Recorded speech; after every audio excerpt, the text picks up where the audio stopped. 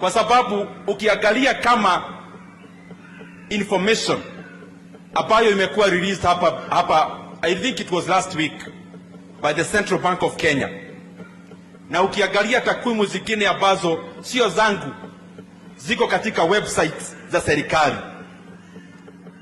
it is apparent that in the last 8 months alone the government of Kenya borrowed 1 trillion Kenya shillings. 8 months alone. And you know, I've been talking about this issue about debts. Sio kana kwamba sina mambo mengi naweza ongea. It is because there is no critical issue in our country today like the appetite for debt and the profligate borrowing ya pesa ambayo wa Kenya sana sana hawaioni. Our country as we talk today is borrowing between 3.5 billion to 4 billion shillings every single day, including weekends hata kesho Sunday. Ya kwamba Kenya inakopa 3.5 billion to 4 billion shillings every day, including weekends. And therefore every hour we are borrowing over around 150 million Kenya shillings every hour. Kama hapa tumekaa masaa manne, Kenya imekopa 600 million. Kama tumekaa hapa. They sound just like figures, but these are not just figures. It is about the foundation of our country. Mwai Kibaki katika miaka yake yote 10 alikopa only 1.2 trillion shillings. Na ndio ilijenga Thika highway, ikaweka maboma mingi stima, na ikaweka mambo ya maji na maendeleo yote ambayo tuliona.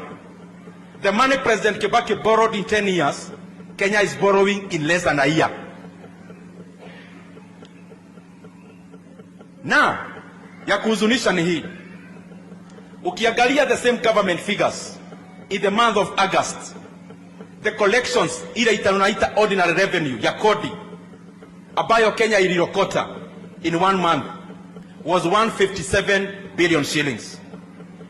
Lakini pesa serikali ilienda kulipa interest rate ya madeni ilikuwa 120 billion shillings. Meaning 76% of our revenue inaenda katika madeni.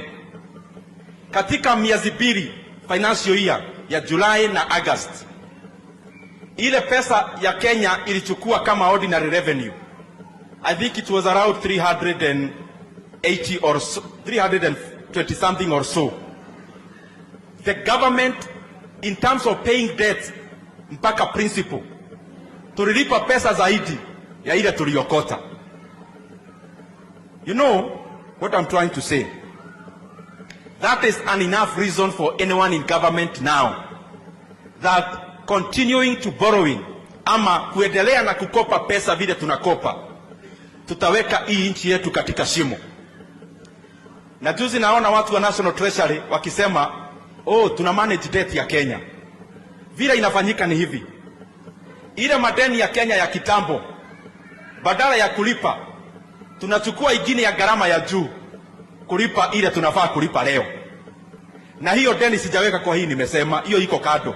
Inaitwa refinancing. Refinancing means like there was an Eurobond ambayo ilikuwa ilipwe 2028. Serikali inachukua mkopo ingine ambayo iko na higher interest rate ilipe ile mkopo ya hiyo wakati. Na mimi nauliza watu wote ambao wako na nafasi ya making decisions for our country. Governance principally are two things: economic management and political management.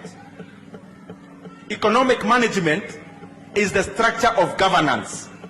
Ni kama ile chuma ambayo imejenga ujenzi kama mjengo ya nyumba. Na ukianza kuona kuna crack katika nyumba, you do not call a painter wa kupiga rangi katika hiyo nyumba. What we are doing as Kenya today, we are trying to cure economic problems with political management. We are thinking kama nchi ya kwamba kila mtu akinyamazishwa, chukua hii cheo, chukua ile, chukua ile.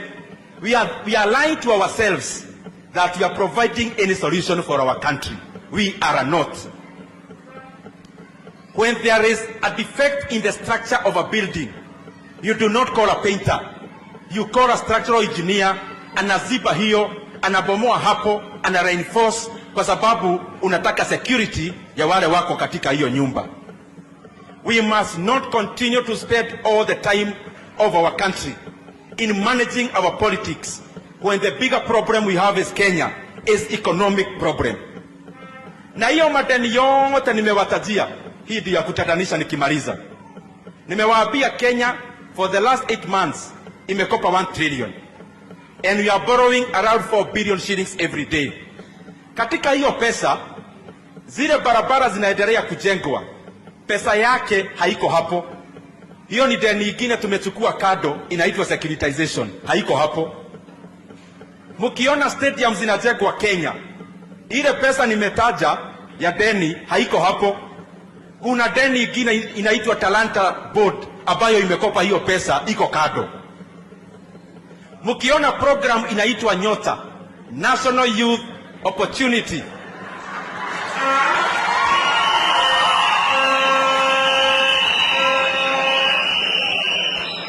National Youth Opportunity Towards Advancement, ile deni nimetaja, pesa haitoki hapo.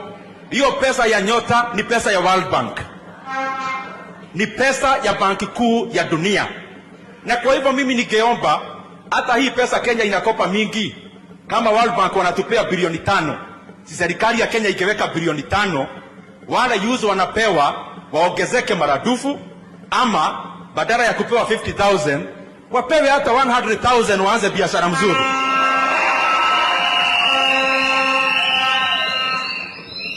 And the things I am saying, I am not saying them against anyone or for anyone. I'm saying these things because tunaongea hapa vizuri. Nchi ya Kenya ikiingia simo ya madeni, hiyo simo hata my grandmother will feel it. Kwa sababu tutaona uchumi ikiporomoka, na kutoka hapo itakuwa ni kazi gumu sana. Nidari ya maigie, ndona takura akara ga yamurathime.